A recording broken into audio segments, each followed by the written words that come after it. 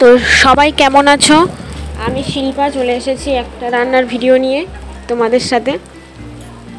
তো তো দেখো, এখানে আমি প্রথমে আগে ডিমটা ভেজে নিচ্ছি।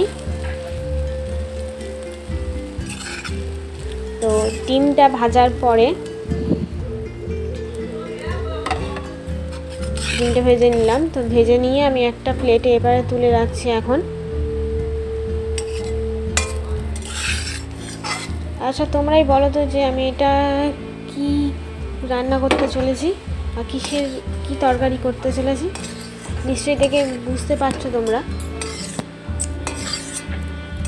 তো ডিমটা আমি একটা পাত্রে তুলে রাখলাম প্রথমে, আর কিছু লঙ্কা কেটে নিয়েছি। আর আমি এখানে ডিমের তরকারিতে কোনো রকম পেঁয়াজ ব্যবহার করছি অল্প, কারণ আমি ডিমে পেঁয়াজটা তো দিয়ে ভাজা হয়েছে। তো পেঁয়াজ আমি অল্পই ব্যবহার করছি এখানে, সামান্য।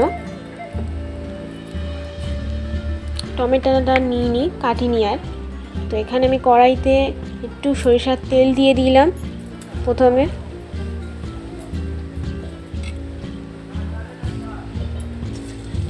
তারপরে কড়াইতে একটু পেঁয়াজ, একটু কাঁচা লঙ্কা দিয়ে ভালো করে ভেজে নেব।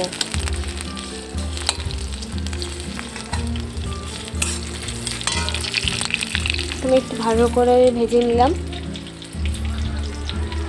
তো ভেজে নেওয়ার পরে ভাজি হচ্ছে ভালো করে। হ্যাঁ, একটা জিনিস বলতে আমি ভুলে গেছি, এখানে একটু পেঁয়াজ আর লঙ্কা, একটা তেজপাতা দিয়েছি, যাতে একটু ভিডিওটা তরকারিটা ভালো হয়, সেই জন্য। তার জন্য একটু তেজপাতা দিয়ে নিয়েছি।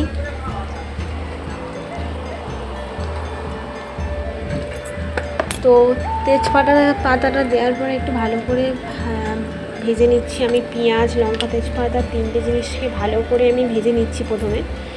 তো ভেজে নেওয়ার পরে এখানে আমি ওখানে দিয়ে দিচ্ছি অল্প সামান্য পরিমাণে নুন, হলুদ, লঙ্কার গুঁড়ো।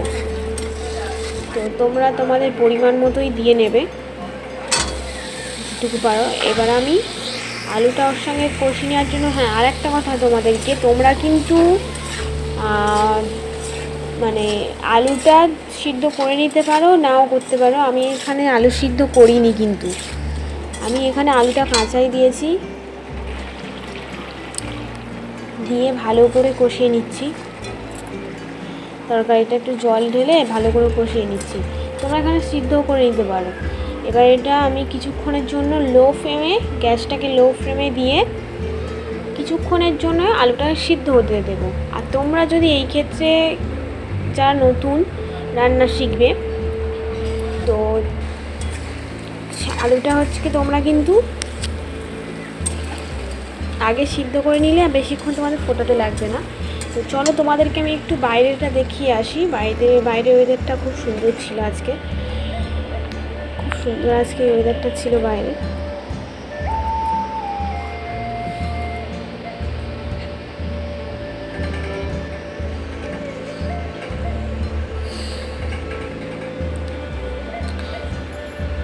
তো আবারও চলে এসেছি রান্নাতে। এবারে দেখবো যে আলুটা সিদ্ধ হয়েছে কি আমার। তো এখানে আমার আলুটা দেখছি যে সিদ্ধ হয়ে গেছে কিনা।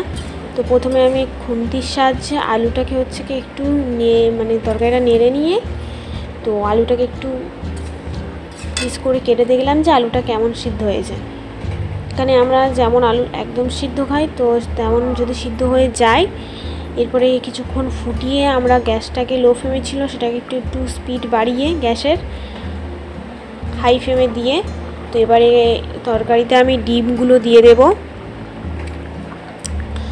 তো যেই ডিমগুলো আমি ভেজে রেখেছিলাম সেই ডিমগুলো দিয়ে দিচ্ছি আমি।